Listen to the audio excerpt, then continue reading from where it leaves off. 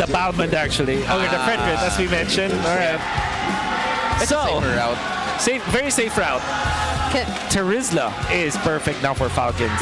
If they pick up the Terizla now, I think this is just a perfect game for them. And we might go to game 3. I think. Okay.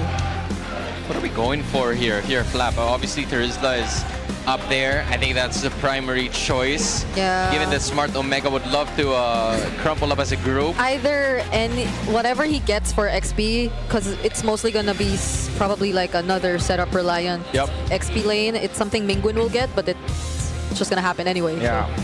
Yeah. Because the Arlot's also still there. Alice maybe for combination with the Eve, but I think Terizla's the best. I would be so surprised if it picks up a Uranus. Okay, okay, there you go. So they Terizla is more like I'm gonna shelter myself. Alice is more like now we're gonna bring the fight to you. So Balanced draft between the two teams. So let's see if it's also the comfort that'll still matter the most for Omega heading into game number 2. Yeah, and I'm curious to find out how Netsky's going to be performing and making the most out of his advantage in the first few minutes of this game, given that he is going up against the Claude. It's very important, and there you go. You know, the Assassin getting picked up as the emblem, which is, again, essential for the scaling of Netsky, trying to find a gap that would be more than enough for Super Marco to not really fully engage in certain situations. Okay, aggressive start here for both Omega and Falcons. Perxiva doing such a great job at making sure they're able to keep them in check, but Falcons are not letting up. They're still going for the invades. Ryzen now won't have that much of an easy time securing this green camp, but at least they have some help from Perxiva. Yeah, he had to commit that retribution just so he would be able to fish for that one. Immediately, Team Falcons going to the other side, but it seems like that fight will be put to a halt as Netsky joins the party. Still a slight level advantage here for Ryzen over Kyle. Falcons are already low. They are not going to force it. This is the opposite of what we saw in game 1. Yeah, but the passive of Ogwen really came into play in that first clash, because it would have been very different as Perxiva is going to be able to escape that certain situation. Omega and Falcons, lots of activities, lots of team fights being forced now, even though they aren't complete. Yeah, they've been always trying to go for the invades. They've been watching out for Ryzen and his rotations. So props to Ryzen for still being able to keep up, because he's been constantly, there was a constant attempt from Falcons to deny the camps on his side. Dude, it was like he was on their face the majority of the time, but now the turtle is going to be spawning and appearing with MPL. All right, and now because of that, Falcons will have no problems whatsoever securing this first objective of the game. This is similar to what happened in the first 2 minutes. No casualties, and Falcons taking the major objective. Okay. So they want to go for the invades again. 3 members, or actually 4 members of Falcons here present in the purple. They're not going to proceed. yeah. They have weathered the storm for a little bit, but Kyle is already taking over the jungle. This is something that Falcons really likes to do whenever they're ahead, and they're really good at it. Whenever they find an opening, they will keep you choked inside your jungle. So now Omega has some problem solving to do. They don't have the Claude like in the previous game where you can just split push. They don't even have the Loi, so it's will be a tricky route for them. Oh, Perxiva hits level 4. Now has the golden hour available. Okay. Interesting. That's 2 flickers committed by Team Falcons. That tells you that Omega did the right move. However, because of those 2 flickers, they will get away, and they also take some outer turret and shields up top. Now it will be up to the movements of the duo mid, or the trio mid, in fact, of Omega, and how they can take advantage of this. Surely we know that Falcons has the lead, but one thing that you have to take note about this comp from Omega is that this is early game centric. You gotta respect the second turtle now if you're Falcons, but if they do get over that and they take over the second turtle, that means that Omega are gonna be in a lot of trouble. You know, Omega, 40 seconds in, has to find a way to position themselves towards the turtle, because sure, they do have the battle spell advantage with both Haji and Ogwen already committing their flickers, but if Team Falcons gets into position first, it might be difficult, which is the reason why the engage is fully going to be there. If Flicker's going to be utilized by Perxiva, but Flap cutting from behind is going to be making his way towards that turtle with just 10 seconds remaining before it spawns. Falcons know that the flicker is not available for Perxiva, but it seems like they're not even positioning themselves early on for this upcoming objective as Kyle takes out all remaining energy shields up top. Yeah, they plan to burst it down as fast as they could. Ryzen now at the front lines. Okay, that's a title strike, knocks up one. There goes the Throne of Ruin as well. Who finally gets the turtle? It's gonna be Mingwin, still using the IMU with the real world manipulation and the Appraiser's Wrath to find first blood on Ogwin. Now Flap having to run away, knocked up by the Dark Wave. Another stun from Perxiva, but the damage is not gonna be there anymore. They may not be able to kill a lot, but they got one and a major objective. That's more than enough. Okay, Marco all alone here down bottom, but he is going to be able to clear this, however. Yeah. What a fight for Omega. I think it's well designed because they knew that Kyle was away, and which is, I don't know why Falcons actually decided to take Turtle to that manner. I think they're just backing on the fact that they have the Tsunami Slam, but because of the fact that they didn't position themselves well, Omega was able to find an opening, and even at just the golden hour, and then Mingwin just being clutch under the turtle, despite the Tsunami Slam on to Ryzen, they were able to take it, and then they found a little bit of control in the river as well. You know, in game number one, it felt like everybody was just minding their own business. You know, everybody's just securing objectives, looking for information. It was like, oh, you're there? Okay, I'm just gonna go the other route. But now they're going face to face, just looking at each other, dishing out some damage, and with that, Omega may have gotten the lead for quite a bit, but Perxiva is just there to simply check where everybody's going to be coming from. Yeah, and Kyle's been always up top. Like, he's been consistently rotating towards the top. Now it's James finding him taking this orange. So far, it's like Falcons partly avoiding a lot of the things that could happen across the map. Yeah. We are pushed. Look at this. 4 members. They're going for it. Okay, Blazing Duet already used just to clear out that wave. Netsky won't have enough time to take down this turret. Great job from Falcons. Crisis averted. Yeah, but that's an ultimate down towards the next major objective. I don't even know if Super Marco is going to be part of it, but Omega is looking to rush, going to that turtle pit. They're going to blitz this probably to hopefully take another major objective. Whoa, they've regained control in this game. James and Perxiva zoning out the members real well. Flap might not go in anymore. Omega, they're taking control of this map. There's magic. Black magic even. That's happening here. Like, that can only be the only explanation. 1 kill in 6 minutes, and it's on the side of Omega.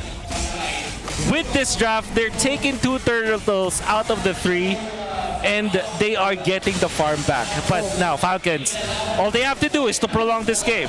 If this game goes late, I feel like their composition is better to play in that scenario, especially because of how systematic Omega has been. Wow. Bro, it's tit for tat, you know? It's just everyone taking an objective, not really making a lot of moves, calculated risks. It's just smart Omega giving me flashbacks of the art of macro that we've been seeing for majority of the time in this season. Now the fight's happening in the orange buff. They might go for this. They cross over to Falcon's side. That 2-man knockup with the Dark Wave. Tsunami Slam committed onto James, and the Throne of Ruin by Flap captures many, but he is just gonna go away. Omega, no one's falling at all. Oh, but Kyle, this is a good play coming out from Falcons because there's so much commitment coming out from Omega up top, and they have lost control. The fact that Falcons survived that meant that they now are maintaining this lead. Yeah. That's just really smart coming out from Falcons, taking calculated risks, risking the life of 4 of their personnel just so Kyle could freely make his way around the bottom. And with that, 1.5k has already been established, and mind you, that's the biggest gold lead that we have. 8 minutes and 25 seconds into this game. That's crazy when you think about it. Without having to kill anyone at that. Yeah. That is what's really scary about this. And Falcons are doing what Omega has been doing to other teams, and they're doing it well as well. Yeah. And like I said, the late game coming up from Falcons is scary, so Omega has to troubleshoot now. What is their next step? Yep. So far, Falcons, despite everything that's been happening, have always kept Ryzen in check. It's a much more honest jungler compared to the other heroes we're used to see in his hand. So from the very beginning of this game, you see how Falcons are just really making use of whatever information is available. But speaking of information, this is the troubleshooting. Find Kyle down bottom. Netsky's just so much damage coming from him. They're going for the chase.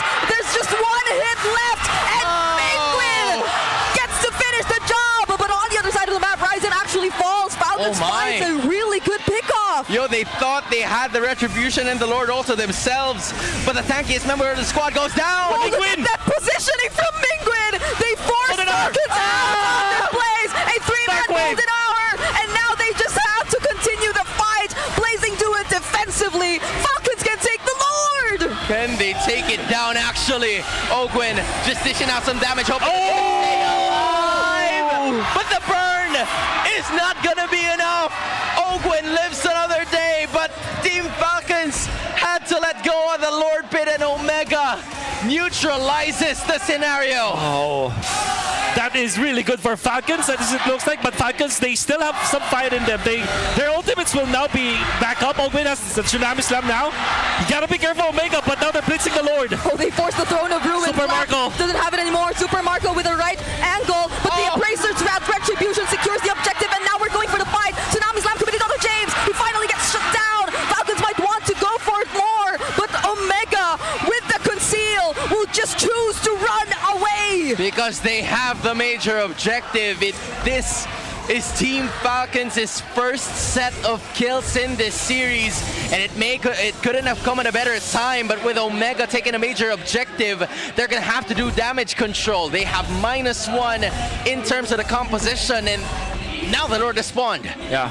So this is the time where the viewers can say that I might sound biased, but I think that favors Falcons better than Omega. Surely Omega gets their objective, their neutral objective, but Falcons are able to get kills. Now the only problem is if Falcons lose their turrets in the middle and up top, then that's when Omega has the lead. 1,000! 1,000 damage per hit.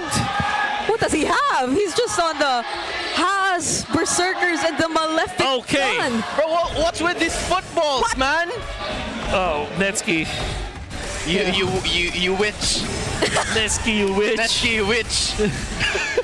Okay. Oh my goodness. And now it's Team Falcons looking to make plays around the map. Oh, Tsunami Slam. There goes the golden hour, and the real world Perxiva finally gets taken out. Falcons at least get one. And Kyle from behind might actually go for a play, but that's 4 members of Omega who are probably ready to take on this. Super Marco still gets to use the Blazing Do It and survives with the BMI, but Ogwen will get traded out. Netsky goes back in. He's going for Kyle, but there's massive damage too from Haji, and disengage this time. That's a roamer for a roamer. Just when we thought that the sandwich play coming out from Team Falcons was there, nope, Omega makes the pivot. Oh, Super Marco survives there. That was so sweaty. It's so hectic. The good thing about what Omega is doing is that they're backing out together. That's the reason why the sandwich play did not happen for Falcons, because when Kyle wanted to go for the play, Omega was prepared for it. They were bracing themselves. You can see how good the shot calling is for Omega, the way that they backed out of there. Like, everybody could just like teleport it out, or maybe they could have just run away from each other, but no, they kept their box. That's why Falcons weren't able to get a push, and now Omega are taking down turrets. You know, that's funny, because usually the box happens during Lord Sieges and Lord fights, but this is a moving box. A moving box. And that, you don't see that. A box with wheels. Oh my goodness. It's a cart. It's a cart. It's a cart. It's a Trojan horse. I don't even know how to explain it, but so far Team Falcons, from a 1.5k gold lead, it goes down to 100. Smart Omega making the right moves around the map, having 3 more turrets still alive out aside from their inhibitors. It's gone. The lead is gone. It's practically neutralized. If they see Kyle up top, down bottom, I mean, they will blitz this. This is the Bruno with 1,000 a pop on this normal attack, basically. Okay. Yeah. And he has rose gold. On 5. So I think that might be a good thing, but they use the Tsunami Slam on Perxiva. Still, no reaction from him. Doesn't use anything. Super Marco going in! Netsky finds the last hit on the objective. Throne of Ruin by Kyle, but the golden hour actually catches the entirety of Falcons. They still somehow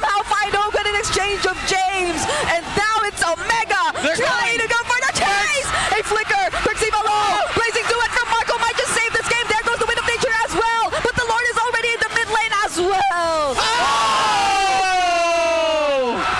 Kyle says take down the major problem. Ryzen and Netsky eliminated in a flash. 2 for 1, Kyle. That arrow fully charged up, hitting on the two members of Omega. The Sky Piercer takes it away. And now Falcons have found something out of nothing. Oh my, Kyle saves the day. Bro, what the hell is this game even about? We thought it was all fun and games. It's a bloodbath in 14 minutes. Yep, commendable entries, even from Super Marco, I'd say. Like the way he was able to still reserve that blazing duet, but all the more from Kyle when he still found that turnaround now, equalizing not just the map, but now also regaining that lead that they previously lost. Oh, and that spike of BPM from the Coach Wura, understandable. To be fair, Netsky knew that Super Marco does not have enough damage to go toe-to-toe with him. If he had the Purify, if he had the Wind of Nature, Netsky would have wiped out. He has it. So he can now stand toe-to-toe against Super Marco. You can see Super Marco melt in front of Netsky, and Netsky just holding his ground. It's just that stray arrow, in fact, coming up from Kyle that was able to hit him with the Sky Piercer. Dude, both of them used the Wind of Nature from the start of that clash. As soon as the Blazing Duet appeared, Netsky popped it off. And then the same could be said for Super Marco, just so that he would be staying alive in that fight. And that was the green light for Kyle to just dish out the damage and eliminate the Golden Later, the main threat from this Team Falcons roster. Okay. Very unlikely because of the Purify. No. That's just impossible, honestly. Okay. That's just a little too ambitious. Yeah, too ambitious. Yeah. And now no conceal. Ogwen just waiting there. He's gonna have to escape because it's a strength of 4 and a power of 2 with Kyle now joining the party. They're just simply occupying the river bush, hoping that they could find someone just wandering around, but no team is letting up. They're going to be waiting for the next lord to appear, which is under 20 seconds. This is so tricky for Netsky. Positioning-wise, you gotta be careful of either the Queller or the entries of Flap and Marco, because at this point I also feel like they'd be more confident to just go in. They already have the damage, Marco has the damage, and Flap too. He hasn't died just yet, even though there were a lot of almost moments. Now, they go for this Lord fight. The dance is on 40k on that HP. James hiding from the back, and Mingwin just out here in front. Who's going to be the choice for Ogwen to pick off? Apparently, not just yet. Whoa. They're cooling and chilling down. Yeah, he doesn't force out the Purify from Mingwin yet. That was something you would definitely want a reaction out of. Ogwen holding this bush seems really good for Falcons though. Yeah. This is the sweatiest Lord Dance we've seen all Oh, yeah. Oh, Ryzen is low, but it's understandable. James with the plate armor and the flicker. Gotta be careful about that if you're Falcons. Oh, they didn't get to hold it. Okay, James. They spot Ogwen. James now onto him. There goes Flap. He still doesn't get to use the Throne of Ruin, but James is already low. Kyle finds the kill. There goes the Wheel of Manipulation. It's a throw. From Flap, catching all 3. Netsky finds Ogwen, but now they're on the chase. It's a killing spree for Haji as they find both Ryzen and Netsky. Now it's just Mingwin running away. It's Merxiva running away. It's an unofficial wipeout that's incoming. Now it's official from Falcons as they deny the sweep from the barangay.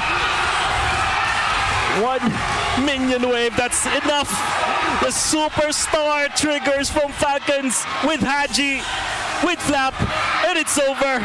All they had to do was to wait for their superstar triggers to come.